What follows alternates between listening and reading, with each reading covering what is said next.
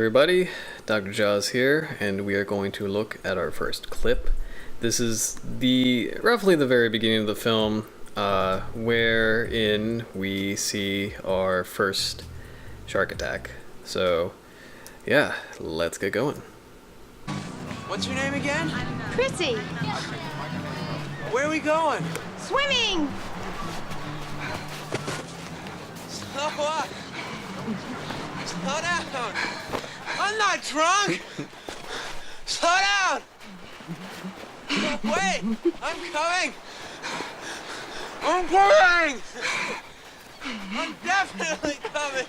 Whoa, hold up. What? The lighting was always weird to me. Like, it seemed like pure night when she was swimming, can and then, swim. like, sunrise right over can't there. walk. But I don't know. Or dress myself. Sorry. That's so spooky looking, though.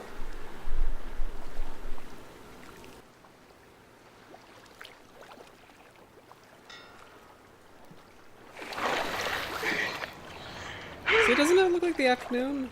I guess, is this sunrise or sunset? I guess it's sunset. Take it easy. Take it easy.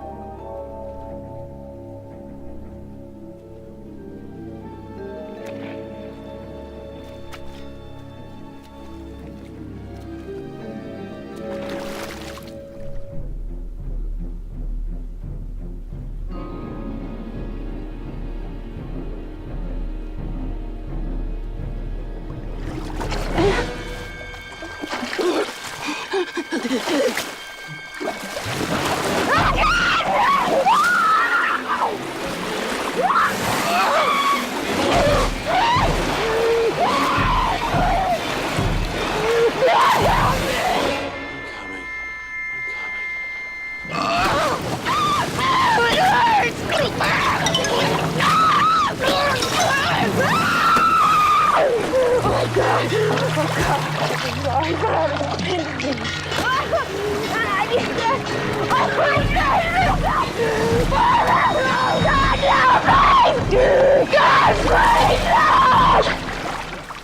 Wow.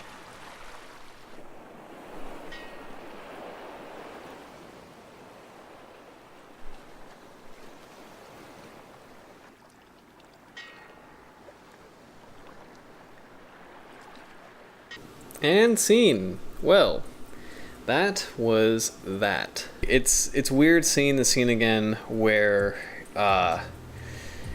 it's sort of, to me, not how a shark attack goes. It's over the top.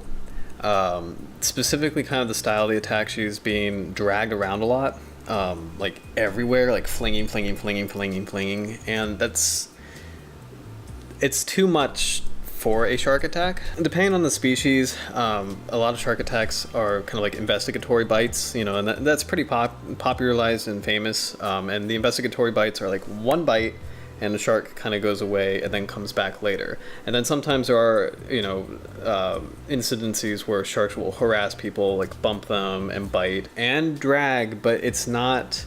Like, Chrissy's scene specifically is, like, too violent. I don't think a real shark attack works like that. It's a little bit... This is the wrong way to say it. It's like a little bit cleaner. A little bit more quick, less crazy.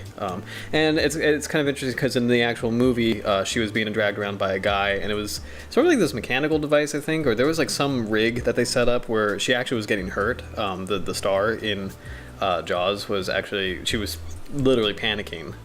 You know, like that's a real take of her panicking because this rig was a little too violent and a little too out of control, and everybody on set kind of felt like they didn't have control. So anyway, which is kind of cool. It's kind of cool to see that backstory and kind of see physically the scene play out where it's crazy. It's like she's flying all over the place, and I'm sure, like, in a real scenario, it wouldn't be as over the top. I guess the right thing is Hollywoody, because it's like it's not too far fetched, but it's like it's a little over dramatic. So let's talk about the things. This is more important. The things that are true and real, and what make this scene so chilling. Chrissy's obviously naked in the shot, and it's kind of like the ultimate symbol of like human vulnerability. There's no barriers, no structure, no things to cling on to. It's just her. If you look at her nakedness kind of as a symbol of the actual emotion and feeling of a incident at sea or a shark attack where you are largely powerless, you are in an environment that it's not natural, we are not good at swimming. Mechanically, we don't have a lot of power, like me flinging around and doing like kung fu in the air. I'm faster in the air because I'm used to the air, but I'm slower in the water. Like the medium is harder to push against. Forces of nature are harder to push against in the water.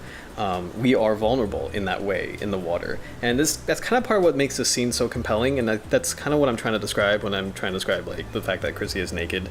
And it's interesting. That's a very deep psychology when you are vulnerable and you don't have something to cling to, and you don't have something to hold on to or something to protect you, and things go wrong.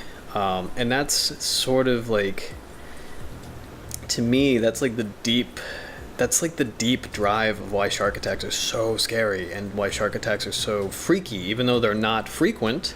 The idea that the shark is ambiguous, that it can hide, in the shadows and the darkest corners of our mind and then emerge, when it chooses to. That's a very powerful, creepy feeling. That's the definition of terror. It's something you can't predict. It's something vague. It's amorphous. Sharks are. I mean, these these. The idea of Jaws, the Jaws shark, it's really all about terror and a little bit of horror. Horror is like the gore and the blood and the actual incident itself, but terror is all the things in anticipation of the incident. Terror is the amorphous concept that you have no control of. You have no idea where the shark is, when it will strike, if it strikes. You have no idea, So that's an amazingly powerful concept. Part of why Jaws is such an effective film, because it uses terror very well.